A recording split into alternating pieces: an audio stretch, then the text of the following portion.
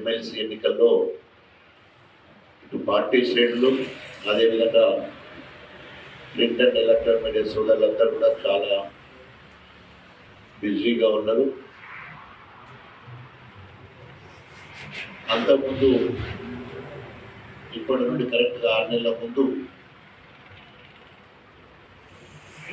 Assembly ఎన్నికలు కూడా జరిగినాయి, మనందరూ కూడా తెలుసు.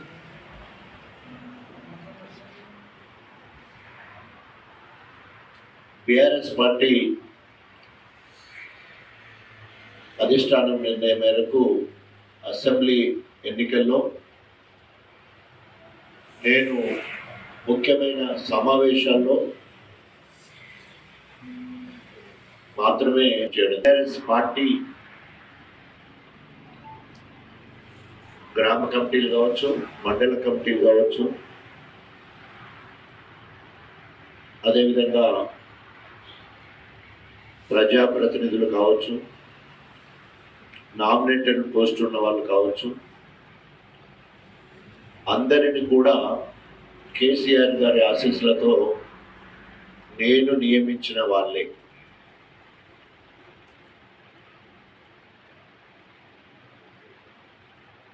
గత 10 సంవత్సరాల నుండి బీఆర్ఎస్ పార్టీ మొన్నటి వరకు కూడా అధికారంలో ఉంది. గణపురం నియోజకవర్గంలో బీఆర్ఎస్ ప్రవేశపెట్టిన సంక్షేమ పథకాలు పంచడానికి కానీ, అభివృద్ధి కార్యక్రమాలు సజావుగా జరగడానికి కానీ పార్టీ శ్రేణులు గొప్పగా సహకరించి ఎప్పుడు కూడా అధినాయకులు ఎవరు వచ్చినా కూడా గణపురం నియోజకవర్గం అభివృద్ధిలో సిద్దిపేటకు ధీటుగా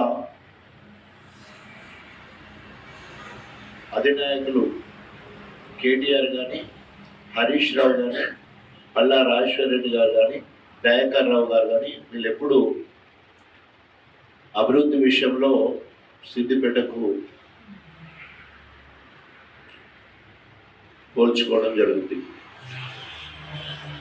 చాలా అదృష్టం నేను గణపురం నియోజకవర్గ కేంద్రంలో పుట్టడం,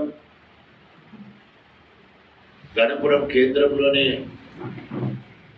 హై స్కూల్ వరకు చదువుకోవడం. చాలా సందర్భంలో నేనే ఉద్యమం చేశాను, నేనే సాధించిన కొన్ని సంఘటనలు జీవితంలో మర్చిపోలేము. అందులో మొదటిది రైల్వే ఫ్లైఓవర్ బ్రిడ్జ్ కోసము దాదాపు 20 సంవత్సరాలు నేనే ఉద్యమం చేశాను, నేనే శంకుస్థాపన చేశాను, నేనే ఇనాగ్రేషన్ కూడా చేశానని చెప్పడానికి గర్వపడతాను.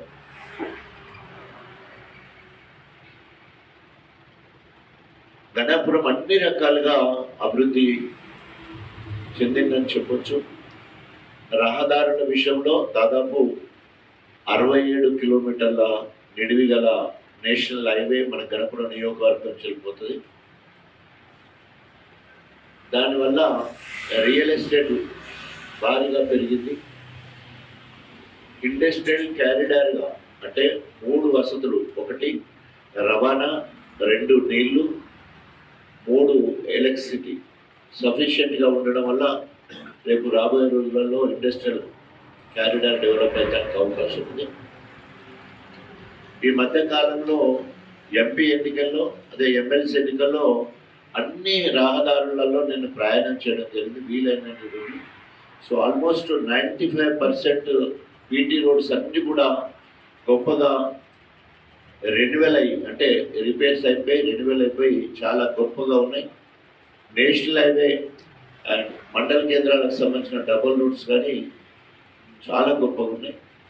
అదేవిధంగా మొన్న ఎంపీ ఎన్నికల్లో నేను మిగతా 7 నియోజకవర్గాలు కూడా తిరగడం జరిగింది ఎంపీ పరిధిలో కానీ. సో కంపేర్ చేసినప్పుడు రహదారులలో రెన్యువల్ చేయడంలో నెంబర్ 1గా ఈరోజు గణపురం నియోజకవర్గం ఉంది. దానికి పరాకాష్ట railway flyover bridge, under pass, ఇక్కడ అదేవిధంగా మనకు నష్కల్లో కూడా ఒక అండర్ పాస్ రావడం జరిగింది. మరిన్ని వీడియోస్ కోసం ఛానల్ ని సబ్స్క్రైబ్ చేయండి, లేటెస్ట్ అప్డేట్స్ కోసం వాట్సాప్ ఛానల్ ని ఫాలో చేయండి అండ్ లింక్ డిస్క్రిప్షన్ లో ఉంది.